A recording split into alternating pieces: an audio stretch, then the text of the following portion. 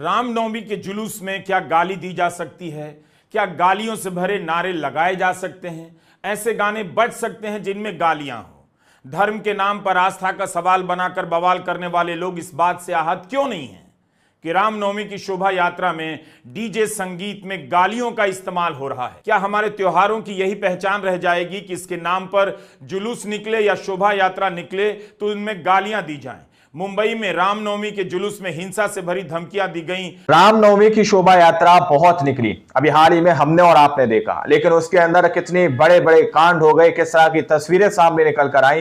गोदी मीडिया ने आप लोगों के सामने से उनको पूरी तरह से छुपा दिया। किस तरह से मस्जिदों के सामने मुजरा किया गया और किस तरह से एक समुदाय के बीच में जाकर अभद्रता से गाने बजाए गए, वो तस्वीरें आप लोगों से छुपा दी गई हैं। तो कितना बड़ा कांड शोभा यात्रा के अंदर हो गया, और वो कौन लोग हैं जो इस तरह की ढील दे रहे हैं, देश का माहौल खराब करने की कोशिश कर रहे हैं। हमारे साथ वरिष्ठ पत्रकार मौजूद हैं, रवीश कुमार सर। आप उनकी इस रिपोर्ट को देखिए, फिर मैं आखिर में आप लोगों से जरूरी बात करूंगा। नमस्कार, मैं रवीश कुमार। रामनवमी के जुलूस में क्या गाली दी जा सकती है? नहीं दी जा सकती। गालियों से भरे नारे लगाए जा सकते हैं? ऐसे गाने बज सकते हैं जिनमें गालियां हो?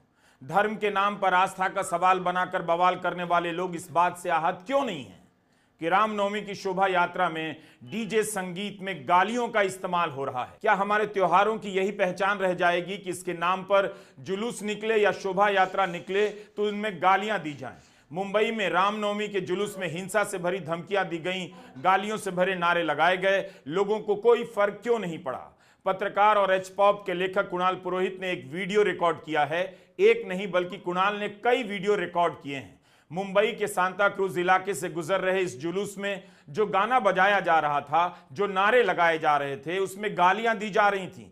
क्या राम की शोभा यात्रा में दूसरे समुदाय को गालियां दी जा सकती हैं सिर्फ इसलिए कि गाली देने वाले धर्म की रक्षा का झंडा उठाकर घूम रहे हैं? क्योंकि गाली देने वाले उस राजनीतिक दल के काम आ सकते हैं जिसकी सरकार होती है।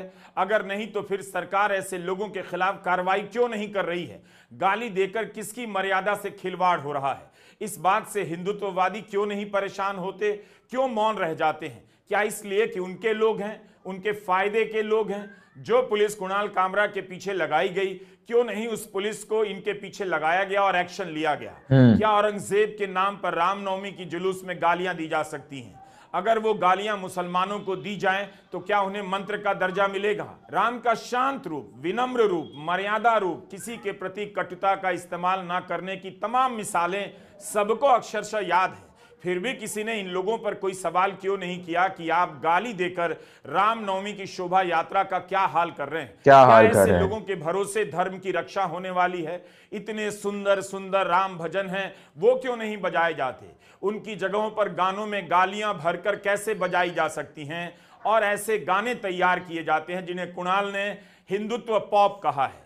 धर्म के रक्षक बनकर इतने नेता टीवी पर बोलने आ जाते हैं। क्या आपको कोई भी नेता दिखा जो कहता हो कि डीजे के गानों में गाली नहीं होनी चाहिए क्योंकि शोभा यात्रा तो राम की है?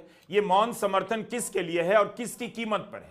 क्या इस तरह हम अपने त्योहारों को ऐसे उदंड लोगों के हवाले कर देंगे? कितने गोदी चैनलों पर इसे लेकर बहस हुई कि रामनवमी जैसे सुंदर त्योहार के साथ खिलवाड़ हो रहा है। जिस प्रभु राम के हवाले से कटुता के दो शब्द नहीं मिलेंगे, उनके जन्मदिन के जुलूस में गालियां दी जा रही हैं। क्या शोभा यात्राएं ऐसी ही हुआ करेंगी कि उनमें गालियां दी जाएंगी, मस्जिदों के सामने मुजरा किया जाएगा? धर्म की रक्षा कर रहे हैं। क्या गाली देने वाले नौजवान, किसी मजार पर चढ़कर झंडा लहराने वाले नौजवान हमारे हिंदू धर्म का भविष्य हैं? एच पॉप एक किताब है, हार्पर कॉलिंस से आई है। इस किताब में पत्रकार लेखक कुणाल पुरोहित ने हिंदू धर्म के नाम पर बनाए गए तमाम गानों का अध्ययन किया है। आप इस किताब को भी पढ़िए और ऐसे गानों को भी सुनिए। पता चलेगा कि धर्म के नाम पर दरअसल कैसे कैसे लोगों का हौसला बढ़ाया गया और इस तरह के नफरती गीत लिखे गए। आज इन गानों की भाषा इतनी अभद्र है और इतनी भयानक है कि ये गाने ही एक हिंसा का एक रूप बन गए हैं। और शायद आपको सड़क पर हिंसा ना दिखे, लेकिन जब आप एक समाज के बीच में जाके उस समाज के बारे में इतनी अभद्र टिप्पणी करें या फिर उनके बारे में इतने बुरे शब्द कहें गानों के जरिए, तब वो गाना ही एक हिंसा बन जाता है और हिंसा का एक स्वरूप बन जाता है। कहीं ना कहीं इन यात्राओं में जो युवा शामिल होता है उसको ये सारा करने से, उसको मस्जिद के सामने डांस करने से, उसको मस्जिद के सामने लाठियां दिखाने से और उसको तलवार पकड़ाने से कहीं उसमें एक भावना जागती है कि शायद उसने अपने धर्म के लिए कुछ किया है। वो अपने धर्म को बचाने के तरीके में वो कुछ कर पा रहा है और उसने कहीं ना कहीं दुश्मन को हराने की कोशिश की है। तो इसीलिए इस तरह की मेंटेलिटी सेट कर दी गई है उन लोगों की, नौजवान युवाओं की। त्योहारों में हम अपने युवा को दुश्मन के बारे में ज्यादा और अपने धर्म के बारे में कम या फिर अलग अलग भगवान और उनकी जो वैल्यूज थी, उनके जो संस्कार थे, उनके बारे में कम बताकर हम दुश्मन के बारे में उनको ज्यादा बताने की कोशिश करेंगे, तब तक हमारे त्योहारों में बस ये क्रोध और ये द्वेष आते रहेगा। ये मैंने देखा है कि शायद अखबारों ने और टीवी चैनल्स ने ये मान लिया है कि उनको सांप्रदायिकता पर ज्यादा कुछ करना नहीं है, जब तक दंगा ना भड़के तब तक। अक्सर मीडिया में हमने ये कमी देखी है कि जब तक कोई चीज हो नहीं, जब तक कोई दंगा ना भड़के, जब तक कोई लोग ना मरे, तब तक वो प्रॉब्लम को नहीं देखेगी, नहीं दी जा सकती, सांप्रदायिकता को एक प्रॉब्लम नहीं मानेगी।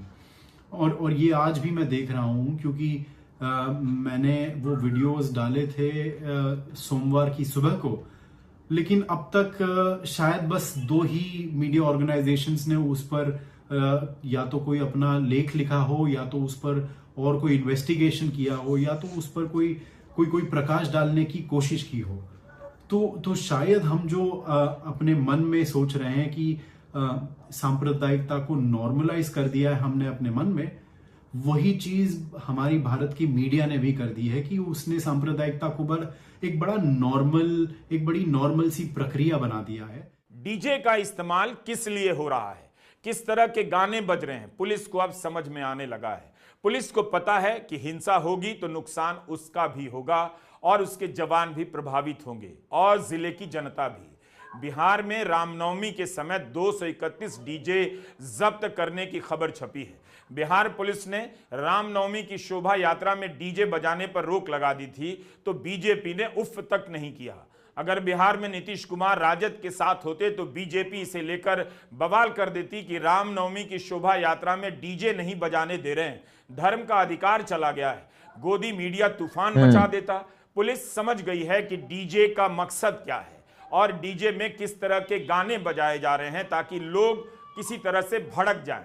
ईद और होली के मौके पर भी बिहार पुलिस ने बड़े पैमाने पर डीजे को बैन किया। डीजे ना बज पाए इसके लिए पुलिस ने तैयारी की। कई थानों में नागरिकों की शांति कमेटी की बैठक बुलाई। केस मुकदमों को सुलझाने से ज्यादा पुलिस आजकल इन हिंदू रक्षा दलों को संभालने में लगी है। तरह तरह के हिंदू रक्षा दल बनाए हैं। ये हाल कर दिया है इन संगठनों ने हर त्योहार का। ईद, रामनवमी, होली और दुर्गा पूजा तनाव पैदा करने की आशंका के सोर्स बनकर रह गए हैं। जिले जिले में हिंदू रक्षा के नाम पर तमाम तरह के संगठन हैं। उन पर नजर रखने के लिए पुलिस को दिन रात काम करना पड़ता है। कई जगहों पर पुलिस इन संगठनों का हौसला भी बढ़ाती हुई नजर आती है। आपने मुंबई में देखा, गालियां दी जा रही थी शोभा यात्रा में। हम सुना नहीं सकते क्योंकि ये गाने हैं और इनमें म्यूजिक है, इनका कॉपीराइट होता है। जिन्होंने रामनवमी का उपवास किया है वो किसी को गाली कैसे दे सकते हैं। कानपुर में भी पुलिस ने डीजे बंद कराया तो पुलिस के खिलाफ प्रदर्शन होने लगे। अखबारों ने यह नहीं लिखा कि किस तरह के गाने बज रहे हैं, गालियां दी जाएंगी, मस्जिदों के सामने मुजरा किया जाएगा। लिखा जाता है, कभी लिखा जाता है हिंदू संगठनों का हंगामा। बिहार में भी आरा सहित कई जगहों पर डीजे बंद कराने की खबर छपी है। वहां भी कई जगहों पर पुलिस से झड़प हो गई इन मामलों के दौरान। बिहार के वैशाली में डीजे बैन के खिलाफ प्रदर्शन हो गया। हिंदू एकता बल ने हाजीपुर मेहनार चौक पर जाम लगा दिया क्योंकि पुलिस ने डीजे जब्त कर लिया था। त्योहारों के आसपास आप कभी पुलिस वालों की जिंदगी में झांक कर देखिए, कितनी हालत खराब होती है। दिन रात उन्हें गश्त लगानी पड़ती है कि उनके इलाके में हिंसा ना हो जाए। हिंसा भड़काने की कौन कोशिश कर रहा है, पुलिस को ठीक ठीक मालूम। हिंसा का एक रूप बन गए हैं। सत्ता का राजनीतिक संरक्षण नहीं होता तो पुलिस इन पर मिनटों में काबू पा लेती। सीसीटीवी, ड्रोन कैमरे लगाकर रामनवमी की शोभा यात्रा की निगरानी हो रही है। ये हालत कर दी है इन संगठनों ने रामनवमी की। लोग समझ गए हैं या इन बातों से अब किनारा करने लगे हैं। इस पर फैसला देने की जरूरत नहीं, लेकिन यह जरूर दिखाई देने लगा है कि इतने उकसावे के बाद भी रामनवमी का दिन शांति से गुजरने लगा है। जरूर कुछ शर्मसार करने वाली घटनाएं हुई हैं, लेकिन व्यापक रूप से देखिए तो जनता रामनवमी के दिन अब उकसावे में नहीं आती। आप 2-3 साल पहले की खबरों को निकाल कर देखिए, पता चलेगा कि रामनवमी के दिन या आसपास किस तरह से तनाव पैदा किया जाता रहा है। कितने चैनलों पर इन दिनों इस तरह की मेंटलिटी सेट कर दी गई है उन लोगों की, नौजवान युवाओं की। काली पट्टी बांधकर किसी ने प्रदर्शन किया तो वह अपराध नहीं हो गया। ऐसा करने पर प्रदर्शन में शामिल लोगों से 2-2 लाख का बॉन्ड भरने के लिए कहा जाएगा, तब फिर किसी नागरिक के पास अधिकार के नाम पर क्या बच जाएगा? क्या हमें यही भारत चाहिए? वक्फ का कानून पास हुआ है, प्रदर्शन करने का अधिकार तो खत्म नहीं हुआ है। मीडिया में खबरें छपी हैं कि मुजफ्फरनगर में वक्फ बिल का विरोध कर रहे कई लोगों को पुलिस ने नोटिस भेज दिया। कुछ लोगों को 2 लाख का नोटिस भेजा गया है। 28 मार्च को वक्फ बिल के खिलाफ शांतिपूर्ण प्रदर्शन कर रहे लोगों ने अपनी बाहों पर काली पट्टियां बांधी, वो भी मस्जिद के भीतर। अब जिला प्रशासन ने तो आप लोगों ने इस वीडियो को शुरू से आखिर तक देखा। वीडियो के स्टार्टिंग में मैंने कहा था कि मैं आपसे जरूरी बात करूंगा। जरा सोचिए, रामनवमी की यात्रा, शोभा यात्राएं निकाली जाएं और उस यात्रा को राम का नाम दिया जाए कि राम की यात्राएं निकाली जा रही है, और उस यात्रा के अंदर गाली गलौच वाले गाने बजाए जाएं, मस्जिदों के सामने जाकर अभद्रता भरे गाने उसके अंदर बजाए जाएं और मस्जिदों के सामने जाकर मुजरा किया जाए। तो आप लोग जरा सोचकर बताइए कि राम के नाम पर जो हमने आपने यात्रा निकाली उसका क्या महत्व रह जाएगा, लोगों के प्रति उसका क्या मैसेज जाएगा? क्या लोगों के सामने आप सिर्फ और सिर्फ इसी चीज को पेश करना चाहते हैं कि जो राम की यात्राएं निकाली जा रही हैं, जो शोभा यात्रा निकाली जा रही है, उसके अंदर गाली भरे गीत बजाए जाएं, या एक समुदाय विशेष को टारगेट करके उसके खिलाफ नारेबाजी की जाए, या मस्जिदों को देखकर एकदम अचानक से राम भक्त बन जाना, एकदम से उनको अपना धर्म याद आ जाना और मस्जिदों के सामने जाकर अभद्र भरे गीत, गाली गलौच भरे गीत जाकर वहां पर बजाते हुए नजर आना, मस्जिदों के सामने मुजरा करना। क्या सिर्फ और सिर्फ राम की यात्रा का यही महत्व है? क्या सिर्फ और सिर्फ यही मतलब है? जिस तरह की तस्वीरें सामने निकल के आ रही हैं, उसको लेकर किसी भी तरह का कोई लीगल एक्शन नहीं लिया गया, जबकि इस पर एक्शन होना चाहिए। जो लोग ऐसे गाने बना रहे हैं उन पर भी होना चाहिए, और जो लोग इस तरह के गाने बजा रहे हैं, एक समुदाय विशेष के मोहल्लों के अंदर जाकर, समुदाय विशेष के धार्मिक स्थलों के सामने जाकर इस तरह के गाने बजाना अपने आप में बहुत बड़ी बात है। बहुत बड़ी बात नहीं, बल्कि मैं तो ये कहूंगा कि देश के अंदर माहौल खराब करने की कोशिश है, जिस तरह से यहां पर अभी पत्रकार महोदय सीधे तौर पर बता रहे हैं। अब आप लोग जरा सोचकर बताइएगा कि जो बातें यहां पर कही जा रही हैं, क्या वो बातें सही हैं? क्या उन लोगों को ढील दी जा रही है जो मुट्ठी भर लोग हैं, जो माहौल खराब करने की कोशिश कर रहे हैं? एक समुदाय विशेष के मोहल्ले के अंदर जाकर या समुदाय विशेष के धार्मिक स्थलों के सामने जाकर इस तरह के गाने बजाकर, उनके इबादत गांव के सामने जाकर जो है मुजरा करके, क्या वाकई में देश का माहौल खराब नहीं करने की कोशिश की जा रही, या फिर अंग्रेजों वाला रूल्स फॉलो करने की कोशिश की जा रही है? डिवाइड एंड रूल, बांट दो, अलग अलग कर दो, ताकि वोट बैंक हमारा तैयार हो सके। लेकिन सबसे बड़ा सवाल कि इसको लेकर किसी की धार्मिक भावनाएं क्यों आहत नहीं हो रही, क्यों नहीं जाग रही? आखिर राम की यात्रा पर इस तरह से कब तक ये लोग गाने बजाते रहेंगे? ये सवाल अपने आप में बहुत बड़ा है। आप लोगों ने इस रिपोर्ट को देखा सुना, अपनी राय कमेंट सेक्शन में जरूर दीजिएगा। सच्ची बक्की खबरें देखने के लिए चैनल को सब्सक्राइब कीजिए। मिलते हैं अगली वीडियो में, जब तक के लिए जय हिंद, जय भारत।